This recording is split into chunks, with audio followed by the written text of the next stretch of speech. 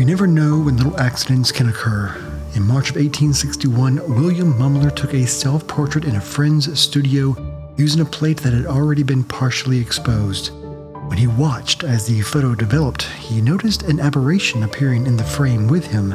It appeared to be the ghostly image of a young girl.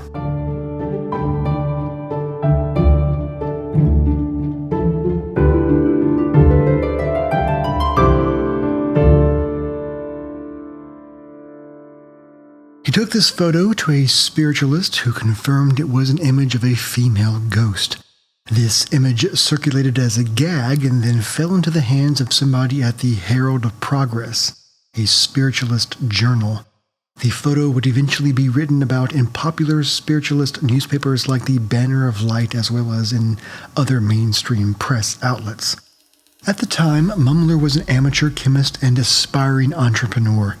His main job was working as a silver engraver, but once he found out he could possibly dupe people with his photographic skills, he quit his job and went into business as a full-time spirit photographer. Not only did he have the skills as a photographer, but he also had a knack for self-promotion. The hype he was able to get for himself with his spirit selfie led people to his door. Back then, you could make a decent living for yourself as a portrait photographer, earning $1 per portrait. As a spirit photographer, Mumler would eventually earn upwards of $10 per portrait. By today's equivalent, $10 in the 1860s had the purchasing power of about $363. A visitor to Mumler's studio would be told there was no guarantee to see any departed loved one. He simply said he didn't command the spirits, but that they came and went as they pleased.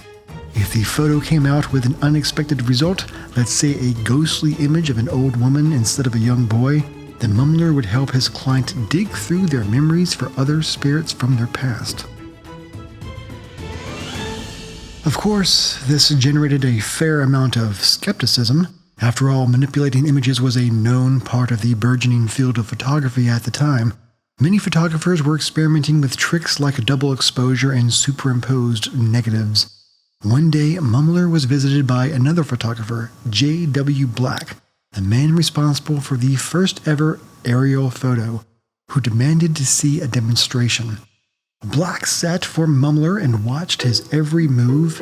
He watched him handle the photographic plates and even observed everything during the development process. But when Black watched his image appear on the photographic glass, he also watched as another form appeared. He exclaimed, "My God, is it possible?" As the shape of a ghostly man appeared to stand behind the shoulder of Black in the photo. He believed this person to be his long-lost father. Black offered to pay for the print, but Mumler refused. It appeared he had made Black into a believer. However, over time, the skeptics and evidence against Mumler started to pile up.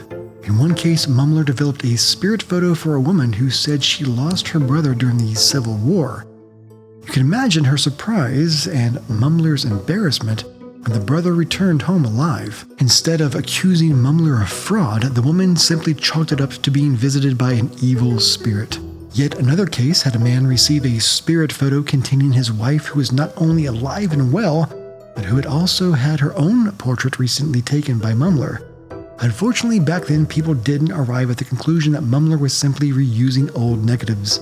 Some bad word of mouth began to spread about Mumler, so he decided to pick up shop and move things elsewhere, relocating to New York in 1869. However, he was quickly arrested for fraud. The New York prosecutors assembled a legion of expert witnesses to testify against him, offering up at least 9 ways that Mumler could be using photographic trickery to produce his spirit photos. The jury was unconvinced, though.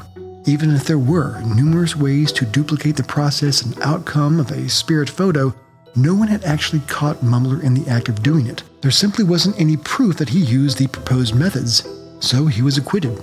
But just because he got off on the charges didn't mean that his reputation was severely tarnished. So back to Boston he went. Though he shied away from spirit photography, he refocused his efforts on the chemistry of photo development. He actually invented a technique called the Mumler process that allowed the first photograph to be printed on newsprint, transforming journalism in the day. But he wasn't quite done with spirit photography just yet.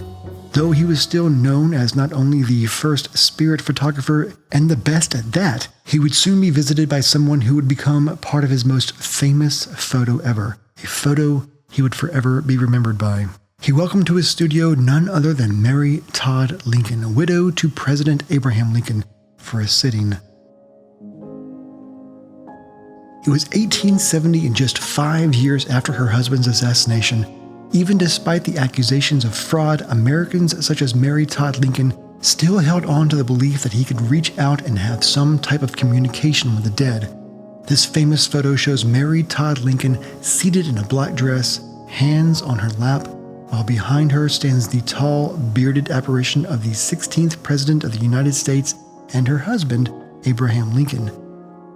It would be the last photo taken of her in her life, and nothing anyone could say would convince her that it wasn't a legitimate image of her deceased husband and not just a double exposure. There's nothing wrong in seeking guidance, blessings, relationships, and protection. Grief can be a lonesome process, and it can only deepen and be exacerbated when there are those willing and fit to prey on those in pain. Mediums, spirit photographers, psychics, their messages are vague and inconsistent, providing false hope and prolonging the healing process. The reliance on spirits and mediums for guidance can prevent people from fully accepting the reality of their loss and allowing them to move forward in any effective way. Anyone struggling with grief should seek the support of qualified professionals and loved ones rather than falling victim to the manipulative tactics of spiritualists.